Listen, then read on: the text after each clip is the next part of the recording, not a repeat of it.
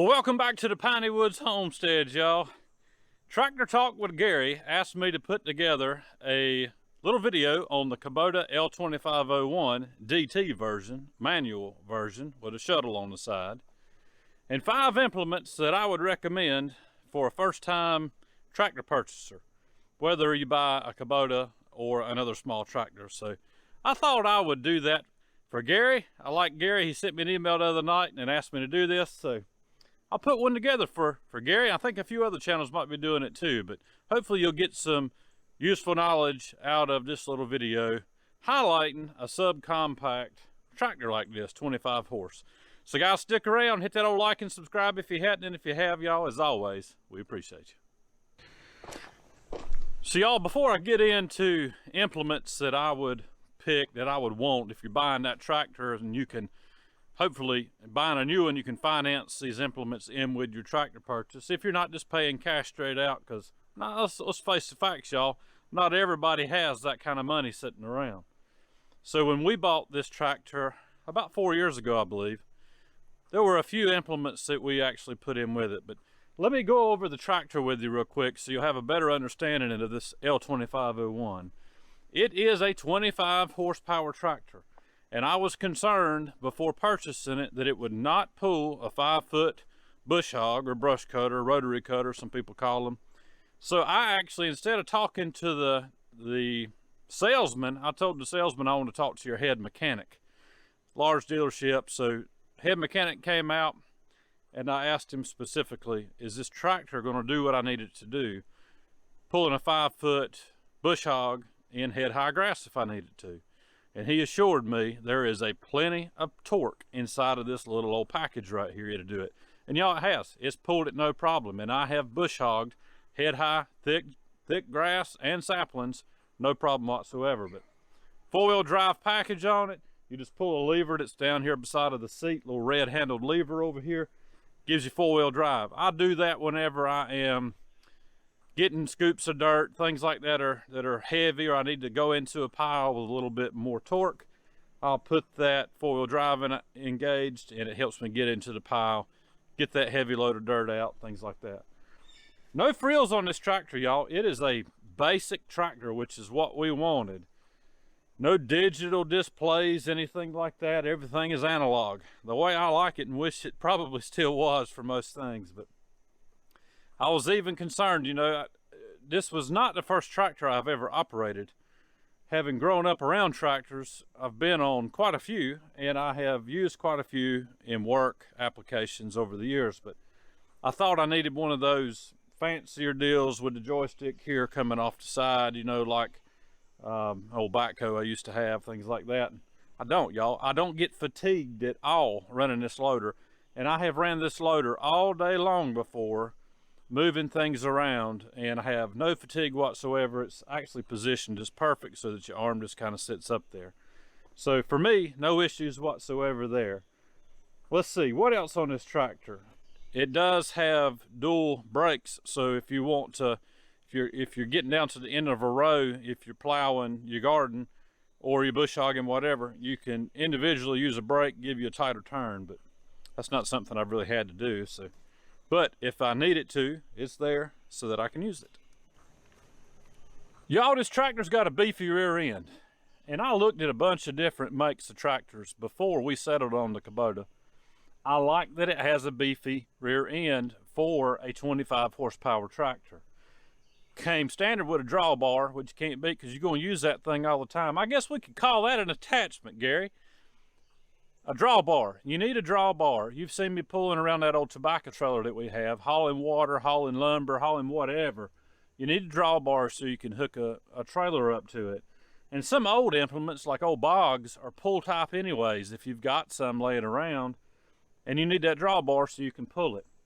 But it's just a standard 3-point setup back here. No turnbuckles. I'm sorry, it does have turnbuckles for your adjustment for sway. None of the more fancy, I call it, the little pin system where you slide it in and out. I've not had any issues in 4 years with these turnbuckles loosening up on me. But y'all, you keep a check on things. You put a wrench on stuff every now and then, keep it maintained, you know it's good to go. Y'all, I guess I'm what you'd call old school. Maybe if you've watched this for a while, you can tell that, but I like a standard transmission on a farm tractor, a shuttle shift. Some people will tell you, you gotta have a hydro if you want to do loader work to be able to feather that thing in and out. And yes, that is nice. And if you didn't grow up on a standard gear drive tractor, you may be more comfortable with something that's hydrostatic, just a pedal to mash back and forward, to go front and forward. I just don't like hearing that whine. I've had hydrostat before in like a Terramite backhoe. I never could get used to hearing that whine all the time. And they do work really good for doing fine detail loader work, but the more experience you get on a standard tractor like this, the better you'll get at using that loader and a gear drive. But this is nice. It's up here on the left side, and you engage it forward and rear, reverse. The thing works great. It's got a high and low speed in it, so you've actually got 8 gears. It's a 4-speed, but I rarely get into those high gears, only if I'm getting on the road, the asphalt, to go down the road to do something. But generally, I'm on dirt with it, y'all. Y'all, don't be tempted to buy a tractor without that front end loader. We'll call that an attachment. That'll be attachment number 2 of things you really want to have. And more specifically, get that quick attach deal, like you can put any kind of skid steer implement on there, not requiring hydraulics. If you'll notice, this tractor does not have a third function, and I didn't want it on this small tractor. It was another probably $1,000 from the dealer to add that type of thing. And y'all, I just really didn't want it, didn't need it, not for my application. Yeah, I move logs all the time, but we'll get to something else in a minute that I use for that. But for me, for my setup, I didn't need it. Some people have chosen to put that third function on there for a small grapple, things of that nature, for moving, you know, brush out of the yard. I'm not talking heavy stuff. I'm talking yard waste, that sort of thing, moving things around. But on that bucket that you're going to get with your tractor, have them put a tooth bar on it. You'll be surprised at how much more dirt work you can do when you put a simple tooth bar on your tractor. And you can grade with these things, y'all. It takes more time than a skid loader, skid steer, little track loader. It takes more time than using something like that, but you can still get it done. These machines are not bulldozers. I've said that many times on this channel. They are purpose-built machines that can do a lot of work. It's like the SUV of a compact tractor. You can grade dirt with it, put the box blade on the rear. That'd be implement number 3. I think we're up to 3 now. I'll show the box blade off here in a second while I'm rambling over the tractor. But with a box blade, a front bucket, and a tooth bar, y'all, you can do a lot of grading. Every bit of this grading back here for this sawmill was done with this tractor. Y'all, before I go any further on talking about tractor implements for this Kubota L2501, we're going to talk about my beard. Y'all, for 15 years, I kept my hair cut short, clean shaven face for the work that I did. And the older I got, the more I really wanted a beard. So when I found myself in a position where I could actually grow a nice full beard, I grew me one. And I started using stuff to beard balm to put in my beard to try to make it hold its position. The more full it got, I didn't just want a full Grizzly Adams. I wanted to kind of, you know, tidy it up a little bit. But I like having the full beard. And so I had been trying different beard balms over the past year, and everything that I could find that I would use, to me, smelled girly. And no offense to the guys that want to wear that stuff that makes a woman just really want to smell of her beard, but I didn't want that. I like subtle things, subtle scents. I don't like a lot of perfume, and I wanted something that would actually give me some hold. I was out clearing a lot with the Blend Man for about 10 days, and I had been wearing some beard balm that I put on every morning, and it just would not hold up through 90-degree days on and off an excavator, sawing trees down with my Echo and my steel, bucking logs. It wouldn't hold up. My beard would be all frizzy. So I got Lisa to help me, and we came up with this. Piney Woodsman beard balm, smell like a man. There ain't nothing wrong with smelling like a man. Right now we got 2 scents. I call them flavors. Lisa calls them scents. I guess that's more technically correct. But the first one is called Tack Room. You can see that label right there. Doesn't say Tack Room on the front. It'll say it on the back with the ingredients, y'all. But it's a simple beard balm that we came up with. And I'll tell you what's in it. A heavy dose of unfiltered, raw, organic beeswax, the dark stuff. Shea butter, organic, cold pressed, straight out of Africa, I believe. As well as castor oil. That's it, along with the scents that make up the two different scents. One is called Tack Room because, y'all, when you put it on, you warm it up in your hands, it's thick, you got to melt it down in your hands, and you rake it into your beard, put it in and style it with your brush. It smells like a tack room when you walk into it. All that leather gear hanging up in there. And it's excellent. Lisa actually likes the sniff of my beard now compared to some of the stuff that I was wearing that really didn't smell that manly, in my opinion. And the other scent is called Woodsman.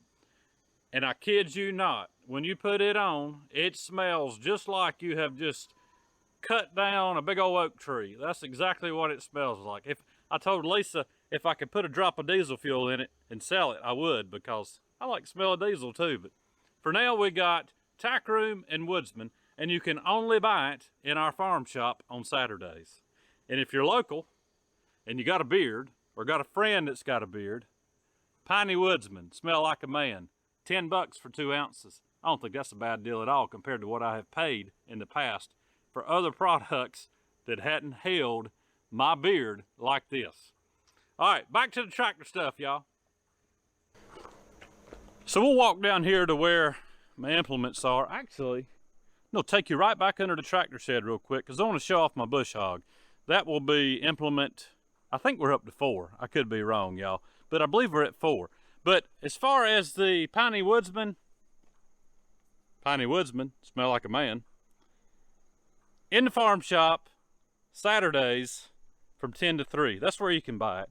If you really want to try it, you can send me an email. I'll give you the address. Send me a check for $10 plus postage. We'll get some to you. But y'all, I love this stuff. I've been wearing it all week, and I'm tickled that we've come up with something that actually smells good, doesn't smell feminine at all, and has the hold that I want to keep my beard in tip-top shape.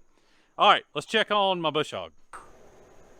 See, all this cutter's a 5 foot, and it's the RCR 1860 from Land Pride.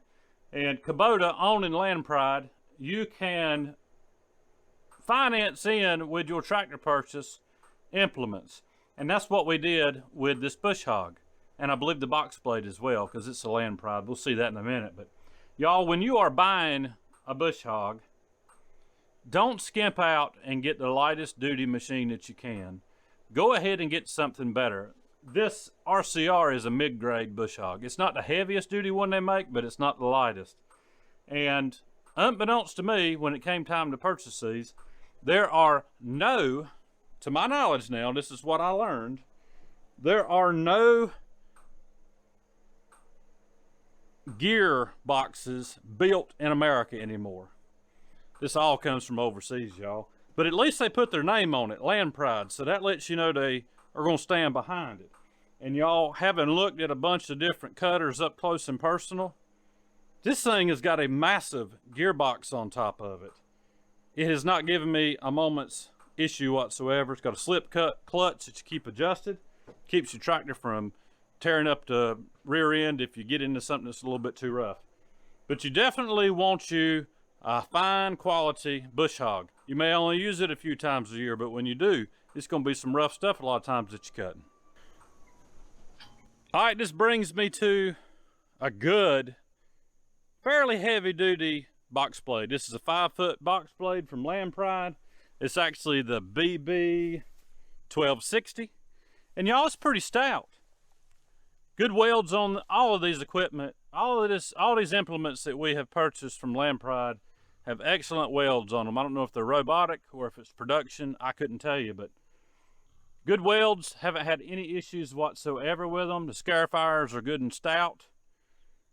but you definitely want a box blade because most of the time it lives on the tractor, y'all. It provides a little extra counterweight. I don't know if you could consider this an attachment, but load those rear tires up, y'all. That's how you get the torque and traction and all that tractor will do by making that rear end heavy. You want a nice heavy rear end, y'all. Load your tires. Some people have put weights on the rims, that sort of thing. Just let the dealer load your tires. They know what they're doing. It gives you extra weight, gives you plenty of pulling power, plenty of pushing power to get the job done at hand. So that would be another implement, the box blade, that you would definitely want to have. For sorting all of these logs around here at the sawmill, milling, putting lumber straight onto these pallet forks, these things are worth their weight in gold. I use them all the time, y'all. From felling trees on the homestead, loading them up, bringing them to a log deck, to taking lumber from point A to point B, moving pallets around with feed on it. They are extremely handy. I would rather have a good set of pallet forks than a grapple any day. That's just my opinion, y'all. It depends on the application too. My application is sawmill, pallets of feed, getting logs. That's what it's for. Not really so much brush, although I think there are maybe some little hydraulic actuated cylinders you can actually put like a single point grapple attachment on there. But once again, this tractor, this 25 horsepower tractor, it's not a bulldozer, it's not a track loader, but it will do a lot of different things just depending on how much you're willing to work the machine. And for longevity, honestly, I treat it pretty much like a baby. I take good care of it and I try not to overload it, things of that nature. But very pleased with the tractor, very pleased with his implements. I think we're up to, let's see, drawbar would have been number 1. Front end loader, that'd been number 2. The bush hog would have been number 3. I think I'm right here. The box blade was number 4. Oh man, and number 5 was the pallet forks. But I'm gonna show you one more attachment for your 25 horsepower L2501 Kubota, that is, that really just takes this tractor over the top and, in my opinion, makes it the best one on the market. So y'all, what is the number 1 best attachment you can get for that L2501? Well, here it is. It's a KX033-4 excavator. Y'all, this thing will do everything that little tractor's front end loader will not. Dig stumps, push trees, dig ditches, you name it, y'all. I have done it with this machine already. We've had it for, let's see, I guess going on a year now. And I just hit, I think, 303 hours on the machine, put 50 on it on this last clearing job. Y'all, it's a major investment, I'm not gonna lie to you. But if you have the ability to make a living with a piece of equipment like this, makes a great addition to that little L2501 tractor.